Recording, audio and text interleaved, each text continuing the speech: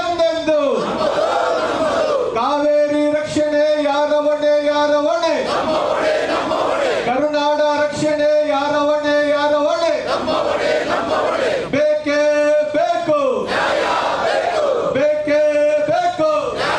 ದೇಶವನ್ನ ಕರ್ನಾಟಕ ಸರ್ಕಾರ ಧಿಕ್ಕರಿಸಬೇಕು ಅಂತ ಹೇಳಿ ಒತ್ತಾಯಿಸಿ ನಾವು ಇವತ್ತು ಇಲ್ಲಿ ಪ್ರತಿಭಟನೆಯನ್ನು ಮಾಡ್ತಾ ಇದ್ದೀವಿ.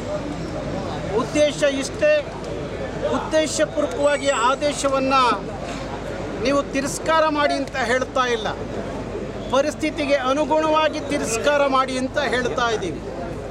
ಇವತ್ತು ಕರ್ನಾಟಕದಲ್ಲಿ ದೊಡ್ಡ ಬರಗಾಲ, ಸರಿಯಾದ ರೀತಿಯಲ್ಲಿ ಮಳೆ ಆಗದೆ, ಇವತ್ತು ನೀರಿಲ್ಲದೆ ಏಕಾಏಕಿ 4.5 TMC ನೀರನ್ನ ನೀವು ತಮಿಳುನಾಡಿಗೆ ಕೊಡಿ ಅಂತ ಹೇಳಿ ಕಾವೇರಿ ನಿಯಂತ್ರಣ ಸಮಿತಿ ಆದೇಶ ಮಾಡಿದ್ರೆ ನಾವು ಎಲ್ಲಿಂದ ನೀರು ಕೊಡಲಿಕ್ಕೆ ಸಾಧ್ಯ ಆಗುತ್ತೆ?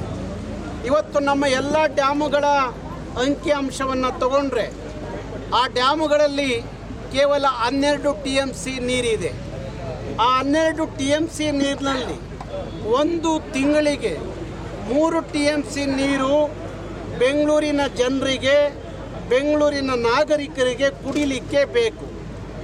12 TMCಯಲ್ಲಿ 3 TMC ಒಂದು ತಿಂಗಳಿಗೆ ಕುಡಿಯೋ ನೀರಿಗೆ ಬಳಕೆ ಆದರೆ ನಮ್ಮಲ್ಲಿ 9 TMC ಉಳಿಯುತ್ತೆ. 9 TMCಯಲ್ಲಿ 4.5 TMC ನೀರನ್ನ ನಾವು ತಮಿಳುನಾಡಿಗೆ ಕೊಟ್ಟರೆ ನಮಗೆ ಉಳಿಯೋದು ಇನ್ನು 3-4 TMC ನೀರು.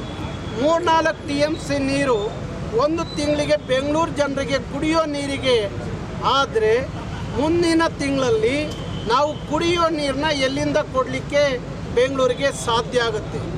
ಇವತ್ತು ನಮಗೆ ಕುಡಿಯೋಕ್ಕೆ ನೀರಿಲ್ಲ ಅನ್ನುವ ಸಂದರ್ಭದಲ್ಲಿ ನೀವು ತಮಿಳುನಾಡಿಗೆ 2ನೇ ಬೆಳೆ ವ್ಯವಸಾಯಕ್ಕೆ ನೀರು ಕೊಡಿ ಅಂತ ಆದೇಶ ಮಾಡೋದು ಎಷ್ಟು ಮಟ್ಟಿಗೆ ಸರಿ? ಆ ಆದೇಶವನ್ನು ಪಾಲಿಸಬೇಕಾದ್ದು ನಮ್ಮ ಎಷ್ಟು ಮಟ್ಟಿಗೆ ನಮ್ಮ ಸರ್ಕಾರದ್ದು ಸರಿ ಅನಿಸುತ್ತೆ. ಹಾಗಾಗಿ ನಾನು ರಾಜ್ಯ ಸರ್ಕಾರಕ್ಕೆ ಕೇಳ್ತಾ ಇದ್ದೀನಿ, ತಕ್ಷಣ ಕಾವೇರಿ ನಿಯಂತ್ರಣ ಸಮಿತಿ ಆದೇಶವನ್ನು ಧಿಕ್ಕರಿಸಿ ಅಂತ ಹೇಳ್ತಾ ಇದ್ದೀನಿ. ಇವತ್ತು 3ನೇ ತಾರೀಕು, ಆಗಸ್ಟ್ 3ನೇ ತಾರೀಕು ತಮಿಳುನಾಡಿನ ಮುಖ್ಯಮಂತ್ರಿ ಬೆಂಗಳೂರಿಗೆ ಬರ್ತಾ ಇದ್ದಾರೆ. ಅವತ್ತು ನಮ್ಮ ರಾಜ್ಯದ ಮುಖ್ಯಮಂತ್ರಿ ಅವರು ಕೂತ್ಕೊಂಡು ಚರ್ಚೆ ಮಾಡ್ತಾರೆ. ಒಳ್ಳೆಯ ತೀರ್ಮಾನ. ಆದರೆ ಆ ಚರ್ಚೆಗೆ ಪ್ರಥಮವಾಗಿ ತಗೋಬೇಕಾದ ವಿಷಯ ಅದು ಕಾವೇರಿ ವಿಚಾರ ತಗೊಂಡ್ರೆ ಭಾರಿ ಒಳ್ಳೆಯದು. ಇತಿಹಾಸದ ವಿವಾದ ಬಗೆಹರಿದಂತೆ ಆಗುತ್ತೆ. ನಮ್ಮ ಕಾಲಕ್ಕೆ ಈ ವಿವಾದ ಅಂತ್ಯವಾದರೆ ಭಾರಿ ಒಳ್ಳೆಯದು. ಅದನ್ನು ಹೊರತುಪಡಿಸಿ ನಮ್ಮ ಹಿಂದೆ ಬರುವಂಥ ಪೀಳಿಗೆಗೂ ಈ ವಿವಾದವನ್ನು ಉಳಿಸಿ ಹೋದರೆ ನಾಳೆ ಆ ಸಂಘರ್ಷಕ್ಕೆ ನಾವೇ ಕಾರಣಕರ್ತರಾಗ್ತೀವಿ. ಅದಕ್ಕೆ ನಾನು 2 ರಾಜ್ಯದ ಮುಖ್ಯಮಂತ್ರಿಗಳಲ್ಲಿ ವಿನಂತಿ ಮಾಡ್ತೀನಿ, 3ನೇ ತಾರೀಕು ಸುದೀರ್ಘವಾದ ಚರ್ಚೆ ಕಾವೇರಿಗಾಗಿ ಆಗಬೇಕಾಗತ್ತೆ. ಅವತ್ತು ಒಂದು ತೀರ್ಮಾನಕ್ಕೆ ಬನ್ನಿ. 10 TMC ನೀರನ್ನ ಕರ್ನಾಟಕ ಹೆಚ್ಚಿಗೆ ಪಡ್ಕೋಬೋದು, ಇಲ್ಲ 10 TMC ನೀರನ್ನ ತಮಿಳುನಾಡು ಕಡಿಮೆ ತಗೋಬೋದು. ಆದರೆ ತೀರ್ಮಾನ ಅಂತ್ಯವಾಗಲಿ.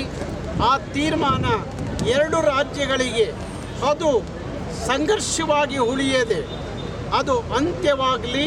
ಕೊನೆಯ ತೆರೆಯನ್ನು ಎಳೆಯುವ ಕೆಲಸವನ್ನು 2 ರಾಜ್ಯದ ಮುಖ್ಯಮಂತ್ರಿಗಳು ಮಾಡಲಿ ಅಂತೇಳಿ ನಾನು ವಿನಂತಿ